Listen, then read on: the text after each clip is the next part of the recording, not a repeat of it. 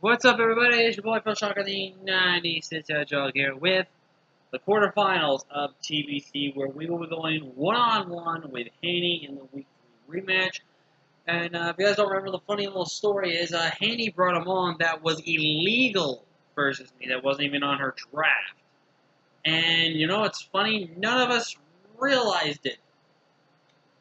She didn't realize because she was semi-drunk, and I didn't realize it at all for some reason. Excuse me. So, yeah.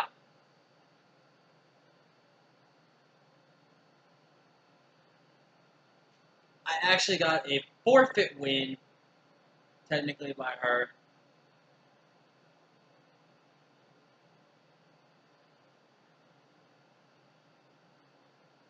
Oh, sorry, I'm blanking here, guys, but I got a forfeit win versus her, and I almost would have won, but no, it sucks. Because of that forfeit win, Extra didn't keep his kill, so he's coming back for some vengeance. We're going to go ahead and redo Uncanny's team here, but we're not going to take too much long to go over. If you guys can hit the like button if you haven't already, subscribe to me for Shark today, because you can the King of the Crew. So here's what Handy's team was last time. I didn't put Galvantula on here because, you know, Galvantula wasn't even a Pokemon. But we have Garchomp here that she actually brought Rocky Helmet, Rough Skin. So she probably brought enough speed to outspeed Garchomp, or Excadrill, or whatever fastest one I had that wasn't Infernape and stuff like that. She could still bring this semi-defensive Rocky Helmet stat again, which can be very problematic versus us if we're not careful, but it's something to look out for.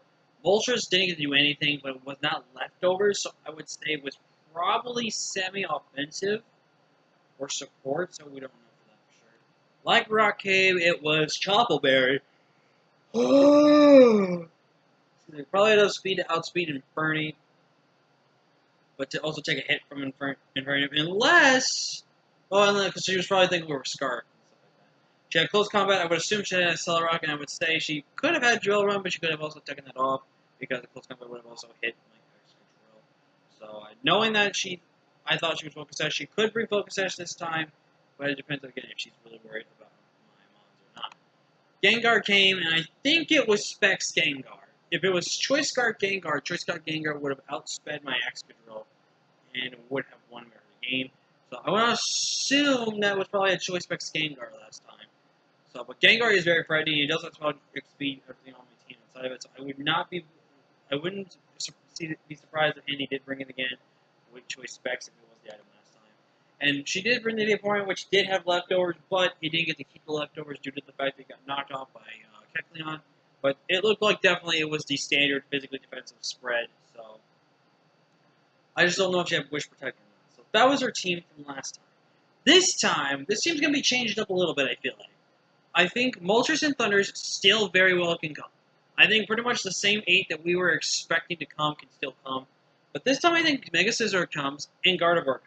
Mega Scizor comes this time because if she needs potential hazard move because she knows I have webs.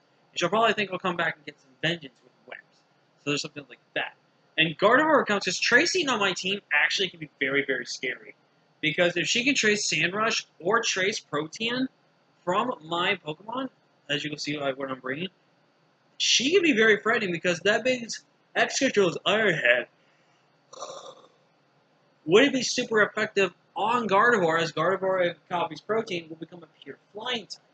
And the same thing again, it won't be weak to Bug typing, and it won't be weak to Poison because of it changes to a Fire type because of Mystical Fire. So it's just like, it makes sense. But I think everything else still comes the same way as it is. Some sets, I think the Vaporeon set's going to stay the same. I could see the Lycanroc set staying the same, but I could see it being Focus Sash. I could see Gengar set, if it was Choice Specs, stay the same. And I could see potentially Choice Scarf, if not Trick on the Gardevoir. Which very well could happen. Which I don't really care if I'm tricked too much on my team. And then the defensive set with Garchomp, which could also be it. Or it could be changed to Scarf. Well, let's bring the team we're bringing this week. We're bringing the same Excadrill set this week, but this time I'm bringing Facade. Because basically, if... I feel like Facade is just a cool little niche tech. Because it's just really good to have on any type of team. Excuse me. And I know it, because if I don't have a chance to two-shot that Vapor, if I go shot to two-shot, I'll just click Earthquake, And if she goes and clicks Scald and gets that burn, I want to have Facade. I only really need Earthquake this matchup. Rock Slide's really good because, again, it hits the flying types. We are Adamant Drill, baby. 80 HP, 216 in attack, 212 in speed. Speed lets me guarantee to be faster than anything that is everything that is choice Scarf unless there's a +2 mon on the field, which doesn't make much sense. And I only needed 216 attack investment because the lowest we do is 99.6 or 8% after a Swords Dance to a Vaporeon, if it's max at full health.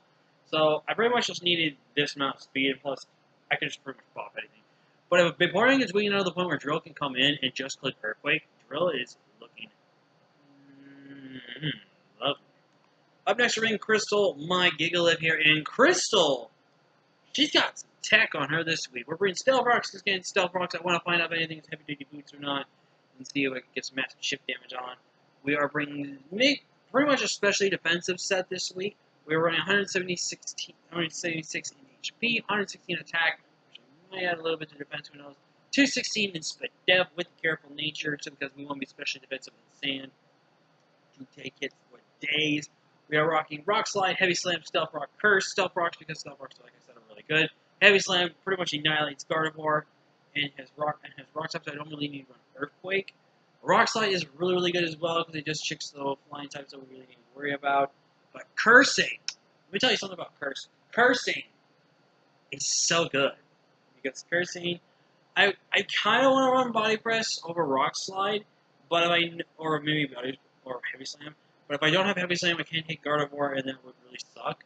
And if I can't hit flying types, then it really sucks as well.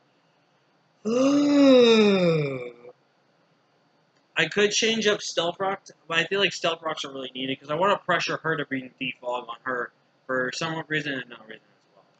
Making his return is Camo. Camo has not really been able to do anything this season, but hey, Camo puts in the work, and I actually didn't do any investment in my Camo. So, yeah, I'm going to make sure I fix that. I won't do that now because that would take too much time, but I'll do that off camera. The Camo's probably going to lean to more of mixed defensive with some offense in it. We're pretty much bringing a good amount of the same moves we did last time, except we're not bringing Thunder Punch. We're bringing Knockoff, Shadow Sneak, Drain Punch, and Ice Punch. I felt like this set fits better. It really helps chip more teams down as well. Good utility options, good way to hit. I really want to worry about that. Garchomp is scary. I need to get rid of that Garchomp as fast as possible. But yeah, we'll fix the EV spread after this in a little bit. But up next, we're running Mandibuzz, mixed defensive, the good, reliable Bird, 116 HP, 28 in attack, 176 defense, 188 in speed, with the Careful Nature, mixed defensive. But we decided to make it especially defensive because we need something to take hits from Gengar, we need something hits to take from the Gardevoir, we need hits to take for days. I'm still super physically defensive in order to take on all of her physically defensive Pokemon. Foul Play just really does a lot of work. Brave Bird spam is pretty good, and Knockoff. Now, Knockoff is really, really good because of the fact that majority of the time, I can get rid of an item, which is really, really good.